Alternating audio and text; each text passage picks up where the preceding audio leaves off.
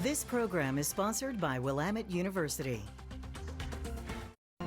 Today on Your Voice, Your Vote, 2 new overnight shelters for homeless Portlanders scheduled to open tomorrow. And we should be a no camping town. We should be a caring town, and that's what we've been focusing on. The overnight shelters part of Portland Mayor Keith Wilson's plan to end unsheltered homelessness.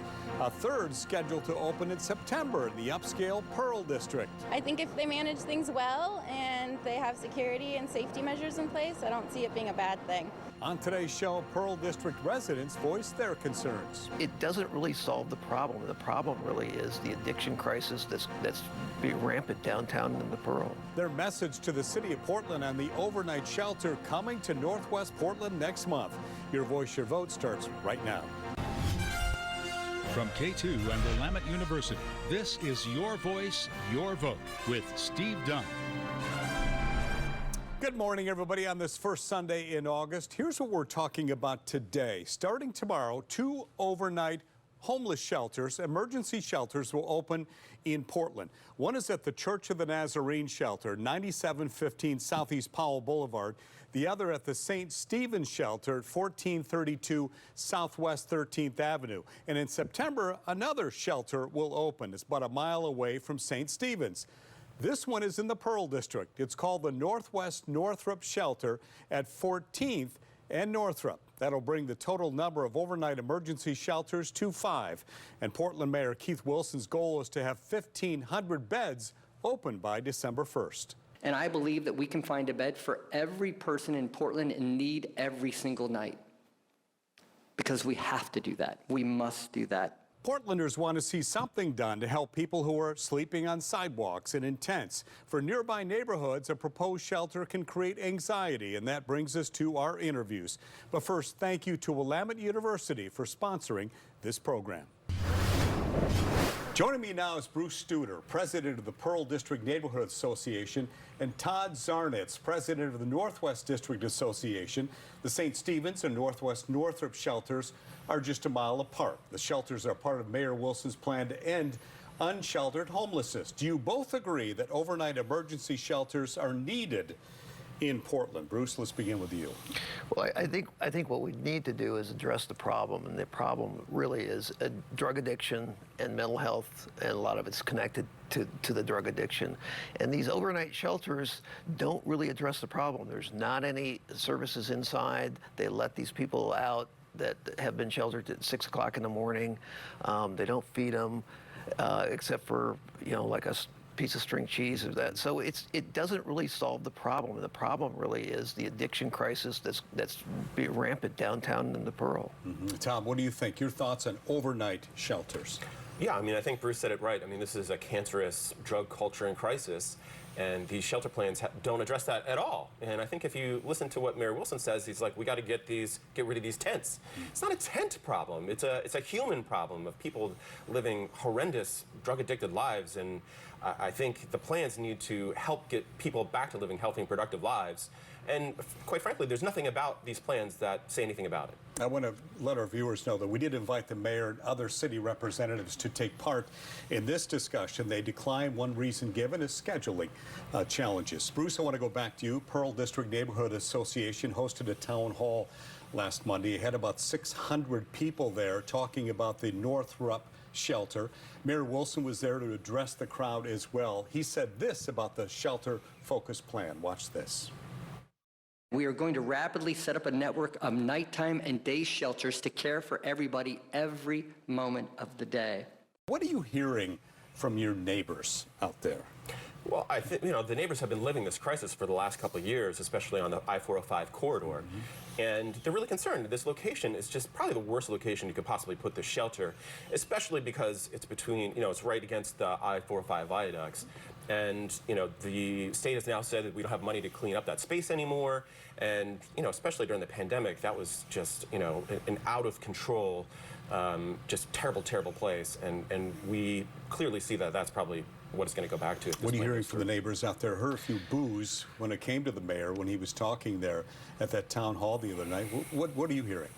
Well, they're worried about the concentration. So the Pearl District already has experience with a homeless shelter. We've got the Navigation Center on Northwest Nato Parkway, and it's been there for 5 years, and it's been a troubled 5 years. It started off great, then the pandemic hit, and now it's with all best intentions, it's struggling. There's tents outside, there's graffiti outside, there's trash outside, there's cars and RVs parked, and that's what they fear is going to happen to the Northrop site. And the Northrop site sits in 3,000, there's 3,000 residents within 1,000 feet. There's no other place in the city there's 3,000 residents within 1,000 feet of a shelter or any place else.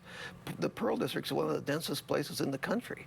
You raised the drug crisis concern. You talked about that. Have you talked about that with city officials at all?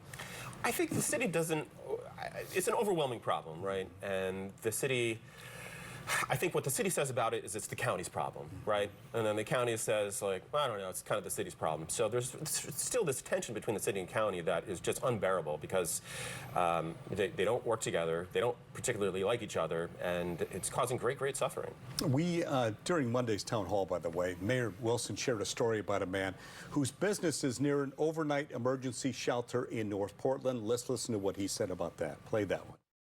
In the shelters that we've opened, we've seen a reduction in crime. We've seen an increase in business. I met with a market.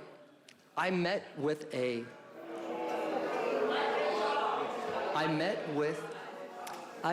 Mustafa Noor last week. He has the market next to the Moore Street shelter. He says his business is up.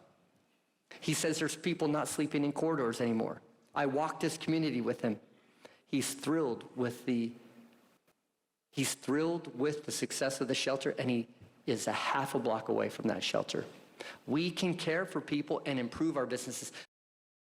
Did this reassure the neighbors at all when they heard that speech? I don't think so, because the crime statistics don't pass the eye test. And if you look at them, they say that crime is 2.5. It's down to negative 2.5% when it's close to a shelter, but it's down 8 and 9% around the city. So that means it's 3 times more dangerous to be in the shelter than the rest of the city, and that's what people are seeing. Have either of you visited the neighborhood that the mayor mentioned, that people are actually enjoying it a little, appreciating the shelter a little bit? I had been up there, yeah. Tell me about that. I mean, from what I saw, there's just a lot of people living in their cars up there, which I think is a deep concern. And I think, too, there's not really a way to compare the two, because the North Portland one is it's not a very dense neighborhood. And that's a lot of the concern about our neighborhoods. They're some of the densest in the state and the city. And the problem with that is, like, as problems happen, they impact a bigger number of people, So it's these little things that come up, and the big things affect a far bigger number of people. And, it's hard to have a dense, vibrant area with constant chaos. You hear some people say, well, we'll get some of the tents off the sidewalk, these overnight shelters. Do you believe that? Well, we do a tent count in the Pearl. The Pearl's 120 blocks, and we do a tent count every month. So last month there were 17 tents. The month before there were 13 tents. The month before there were 23 tents. So if you put 2 people in every tent, it ends up to be less than 50 people. If you're putting 200 people in a shelter, you're moving them in from somewhere, and that's the concern. Why would if we're just sheltering the people that are in the tents, we have an outreach program that we fund privately, and they go out to those tents and ask those people and tell them where their service is. And for the most part, they don't want to go to a shelter. They want to stay in their tent. At last Monday's town hall meeting, we heard this from the director of Portland Solutions. This is the city office that oversees shelter services. Skylar Brocker-Knapp shared details about the nighttime shelter. Let's play that. And the site is going to host adults of all genders, so men and women, and the site is going to host 40 participants at opening. I know there's been numbers flying around, so I just wanted to clarify some numbers. We're going to start with 40 people and kind of ease in to operations at full speed. We're scaling up to 200 people by December 1st. This is a maximum capacity, so we don't anticipate that we're going to be under full utilization, just given our other shelters and our experiences. The shelter is low barrier, so there's no requirement for an ID or to be sober, but drugs are not allowed on the premises. Hours of operation are going to be 8 p.m. to 6 a.m.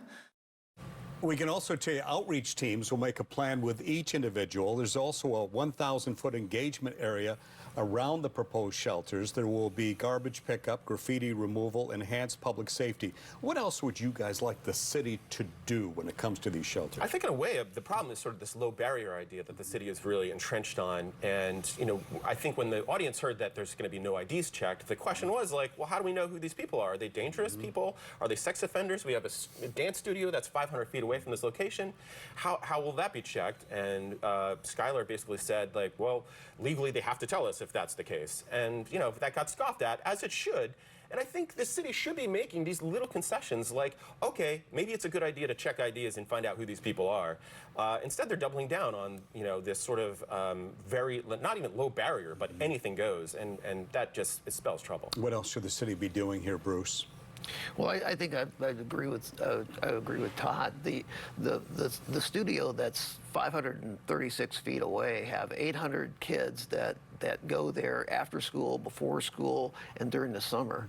And I asked the question to the mayor and the city as to, are you going to check?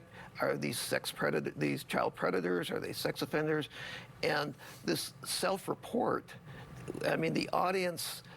If you played the clip, the audience would tell they were visibly upset because it just doesn't pass the test of what you would do in a neighborhood of our caliber. It's just it was just disappointing.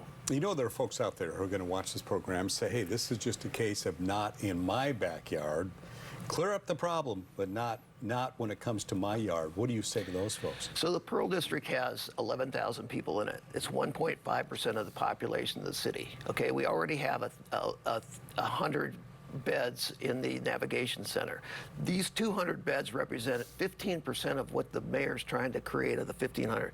That's 10 times what our share is. There are 95 neighborhoods in the city. If they all took their share, I don't think anybody would have a problem with that. But we are being burdened with more than our share when we already have an experience that isn't very good. I visited the Northrop site and spoke to a person who works nearby. Listen to that. There'll be a overnight homeless shelter coming in here in the next several weeks. Give me your thoughts on that. I mean, I don't find overnights the most ideal, but I do think they're very much needed. I mean, we have the homeless everywhere. I mean, you see them all out, up and down on my commute, so I think it's really important that we have more spaces because we don't have very many, and it was kind of something that was promised. What's the solution if not nighttime shelters, Todd? Well, I think the solution is getting people back to living healthy and productive lives, and that seems to be left out of this. In fact, if you listen to what the city says, they rarely mention drugs at all, which I think is a fundamental misstep. I mean, this is being driven by a cancerous synthetic drug crisis in culture, and none of that is being recognized at all. The Northwest Northrop shelter opens in September. We're going to stay in touch to see how things are going there. Great to have you both on the program today. We appreciate it very much. We also found out we're fellow Michiganders, so we cleared that up before the show. We'll be in touch, you guys. Thank you so much for having us. Thanks.